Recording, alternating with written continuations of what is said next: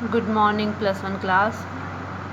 We are going to start our topic, that is structure associated with plasma membrane.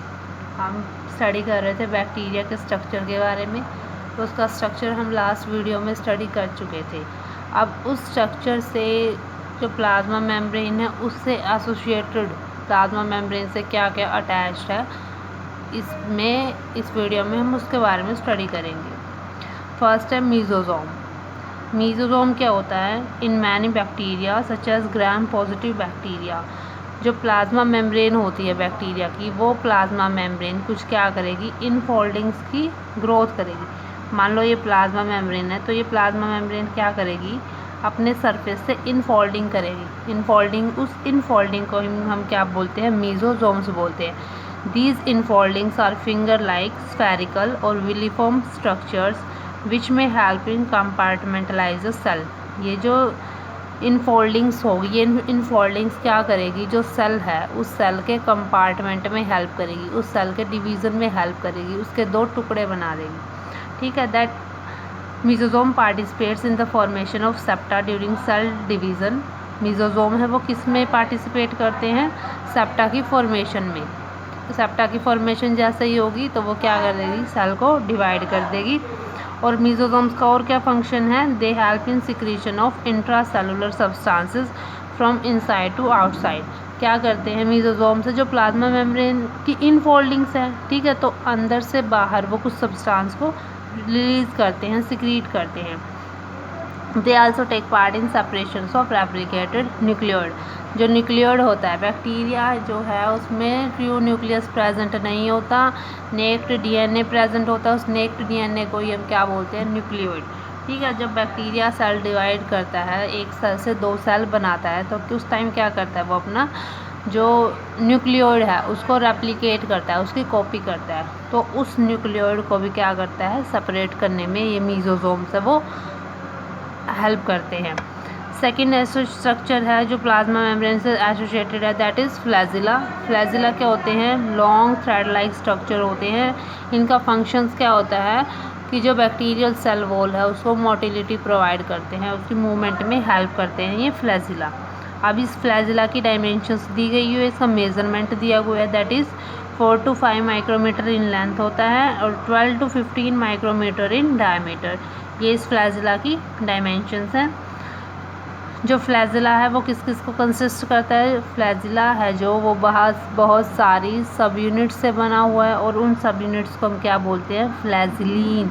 ये फ्लैजिलीन जो होती हैं वो क्या होती हैं? प्रोटीन मॉलिक्यूल्स होते हैं। And these flagellin molecules arranged helically along a axis to give a hollow tube. मान लो ये एक्सिस है, इस एक्सिस के अलोंग क्या करते हैं? फ्लैजिलीन है जो वो अरेंज होते हैं और एक ट्यूब की अपीयरेंस वो शो करते हैं।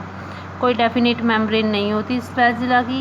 This flagella is attached to the cell membrane by a special terminal hook which is turn is attached to the basal body. जो फ्लैजिला है वो किससे सेल मेम्ब्रेन से अटैच है? वो किसके थ्रू अटैच है? एक स्पेशल टर्मिनल हुक के थ्रू अटैच है, और वही फिर बाद में किससे अटैच है? बेसल बॉडी से अटैच है। द रोटेशन ऑफ फ्लैजिलम, जो फ्लैजिला है वो अगर 360 डिग्री की रोटेशन करता है, वो 360 डिग्री की रोटेशन क्या इंड्यूस करती है? या तो वो फ्लैजिला है अपने ही एक्सिस पे स्पिन करे, या फिर क्या करे, उस सेल को, उस बैक्टीरिया को फॉरवर्ड मूव करने में हेल्प करे। थर्ड स्ट्रक्चर आता है हमारा पिलाई और फिम्ब्रे। ये पिलाई और फिम्ब्रे क्या होते हैं? ये मूवमेंट में हेल्प नहीं करते, ठीक है, बहुत ही माइन्यूट स्ट्रक्चर होते हैं, नॉन फ्लैजिलर होते हैं, बट हेयर लाइक अपेंडेजेस होते हैं। ठीक है। स्ट्रक्चर देखो आप बैक्टीरिया का, this is the structure of bacteria cell wall, this is the plasma membrane. अब इस प्लाज्मा मेम्ब्रेन के साथ जो जो स्ट्रक्चर एसोसिएटेड है हम उनकी स्टडी कर रहे हैं। जैसे फर्स्ट हमने स्टडी किया मीजोजोम्स। मीजोजोम्स कहाँ पे है? इसमें नहीं दिखा रखे, लेकिन मीजोजोम्स के होते हैं ये देखो, प्लाज्मा मेम्ब्रेन की इनफोल्डिंग्स को बोल रहे हैं मीजोजोम। सेकंड हमने स्टडी किया फ्लैजिला। ठीक है। फ्लैजिला क्या है? एक थ्रेड लाइक स्ट्रक्चर है, मोटिलिटी प्रोवाइड करने में हेल्प करता है सेल को। थर्ड हम स्टडी कर रहे हैं पिलाई या फिर फिम्ब्रे। ये फिम्ब्रे क्या होते हैं, स्मॉल होते हैं, माइन्यूट होते हैं, नॉन फ्लैजिलर होते हैं, स्ट्रेट हेयर लाइक अपेंडेजेस होते हैं। इनका मेजरमेंट दिया हुआ है, वो क्या होता है 0.5 to 2 micrometre in length and 3 to 5 nanometre in diameter. ये जो पिलाई है, फिम्ब्रे हैं, वो भी जैसे ही फ्लैजिला आइडेंटिकल सब यूनिट से बना हुआ था, उन सब यूनिट को हम फ्लैजिलीन बोल रहे थे, ऐसे ही पिलाई है वो कौन सी यूनिट से बनी हुई है, पिलीन सब यूनिट से बनी हुई है। और वो कैसे अरेंज है, एक सेंट्रल होलो कोर है, उसके सराउंड ये पिलीन सब यूनिट्स है वो अरेंज है। फंक्शन क्या है पिलाई का, वो मोटिलिटी में इसका कोई फंक्शन नहीं है, लेकिन क्या करता है ये बैक्टीरियल सेल है जो उसको अटैचमेंट प्रोवाइड करने में हेल्प करता है। कुछ सेक्स पिलाई होते हैं, वो किसकी तरह एक्ट करते हैं, कॉन्जुगेशन की तरह, एक दूसरे के साथ कनेक्शन शो करते हैं, कॉन्जुगेशन कैनाल्स की फॉर्मेशन करते हैं। उन कॉन्जुगेशन कैनाल्स के थ्रू क्या होता है, जो डीएनए है, एक सेल का डीएनए दूसरी सेल से पास होता है, एक सेल का डीएनए दूसरी सेल तक जाता है इन कॉन्जुगेशन कैनाल्स के थ्रू। ये जो पिलाई है वो मोस्टली किस में ऑब्जर्व की जाती है, ग्राम नेगेटिव बैक्टीरिया में। नेक्स्ट आता है फोर्थ स्ट्रक्चर हमारा साइटोप्लाज्म एंड साइटोप्लाज्मिक इंक्लूजन। अब साइटोप्लाज्म क्या होता है, एक्वस फ्लूइड है और या फिर सेमी फ्लूइड ग्राउंड सब्सटेंस है। इस जो फ्लूइड है वो किस किस में, उसकी कंपोजिशन क्या है, this consist of carbohydrates, soluble proteins, enzymes, coenzymes, vitamins, lipids, minerals, salts and nucleic acid. ये सभी कंपोजिशन है उस साइटोप्लाज्मिक फ्लूइड की। Organic matter is in colloidal state. जो ऑर्गेनिक मैटर होता है वो किसकी फॉर्म में होता है, कॉलॉइडल स्टेट की फॉर्म में होता है। और क्या क्या प्रेजेंट होता है साइटोप्लाज्म में, साइटोप्लाज्म जो है वो ग्रैनुलर है। ग्रैनुलर क्यों है, क्योंकि साइटोप्लाज्म के अंदर बहुत सारे राइबोसोम्स प्रेजेंट होते हैं। वो राइबोसोम या तो सिंगली प्रेजेंट हो या ग्रुप में प्रेजेंट हो। सिंगली प्रेजेंट है उनको राइबोसोम बोल रहे हैं, अगर वो ग्रुप में प्रेजेंट है उनको बोल रहे हैं पॉलीराइबोसोम्स। and the ribosomes in polyribosomes are held together by means of messenger RNA। जो पॉलीराइबोसोम्स है उसमें जो राइबोसोम्स प्रेजेंट है वो किसके थ्रू, उनका कनेक्शन कैसे अटैच है, bye means of messenger RNA। The ribosomes of bacteria, जो बैक्टीरिया के राइबोसोम्स है वो क्या होते हैं, स्मॉलर होते हैं, 70S होते हैं। लेकिन जो यूकैरियोटिक सेल होते हैं उसके राइबोसोम के होते हैं लार्जर होते हैं, वो 80S यूनिट के होते हैं।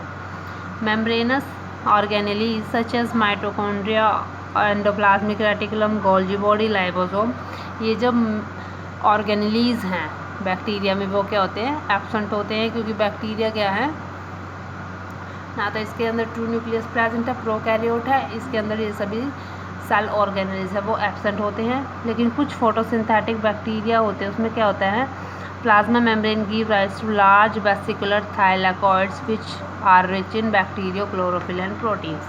कुछ फोटोसिंथेटिक बैक्टीरिया में क्या होते हैं, थाइलाकॉइड्स प्रेजेंट होते हैं जो उनकी फोटोसिंथेसिस प्रोसेस में हेल्प करते हैं, उनके फूड की प्रिपरेशन में हेल्प करते हैं। और वो थाइलाकॉइड्स किस में रिच होते हैं, बैक्टीरिया, क्लोरोफिल्स एंड प्रोटीन्स में रिच होते हैं जो उनकी फूड की प्रिपरेशन में हेल्प करते हैं। फिफ्थ स्ट्रक्चर आता है हमारा न्यूक्लियोइड। बैक्टीरिया के पास एक ट्रू न्यूक्लियस प्रेजेंट नहीं है, नेक्ड डीएनए प्रेजेंट है, उस नेक्ड डीएनए को हम क्या बोल रहे हैं, न्यूक्लियोइड बोल रहे हैं। ठीक है, ये जो न्यूक्लियोइड है वो कैसा होता है, सर्कुलर होता है, रिंग लाइक होता है, double standard DNA molecules with no free ends, कोई इसके फ्री एंड नहीं होते। मेजरमेंट है इसकी वो है 1000 माइक्रॉन्स इन लेंथ।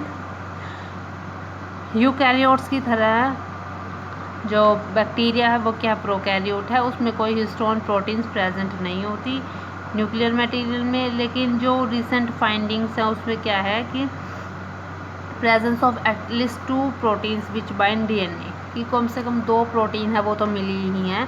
लेकिन जो हिस्टोन्स होते हैं उस हिस्टोन्स में 8 यूनिट्स होती हैं। ठीक है, वो हिस्टोन्स यूनिट क्या करती हैं, उस डीएनए के बाइंड करके रखती है। लेकिन जो अब रिसेंट फाइंडिंग हुई है उसमें ये पता चला है कि कम से कम 1-2 प्रोटीन तो मिल ही जाती है, लेकिन पूरी की पूरी हिस्टोन प्रोटीन्स नहीं मिलती।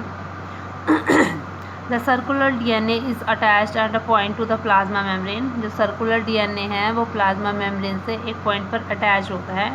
During replication of bacterial nucleoid the mitotic apparatus in not seen.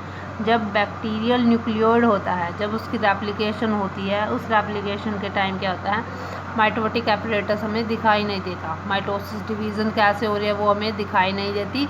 सिर्फ क्या होता है, जो प्लाज्मा मेम्ब्रेन है उसमें इनफोल्डिंग हो जाती है मीजोसोम्स की हेल्प से, और वो इनफोल्डिंग्स है वो सेप्टा की फॉर्मेशन हो रही है। वो सेप्टा क्या होता है, डीप होता चला जाता है और जैसे ही वो सेप्टा की डीपन्स होता है, वो डीप होते होते क्या करता है, एक सेल को 2 सेल में ब्रेक कर देता है। हमें माइटोटिक एपरेटस दिखाई ही नहीं देता उस टाइम, सेल डिवीज़न के टाइम।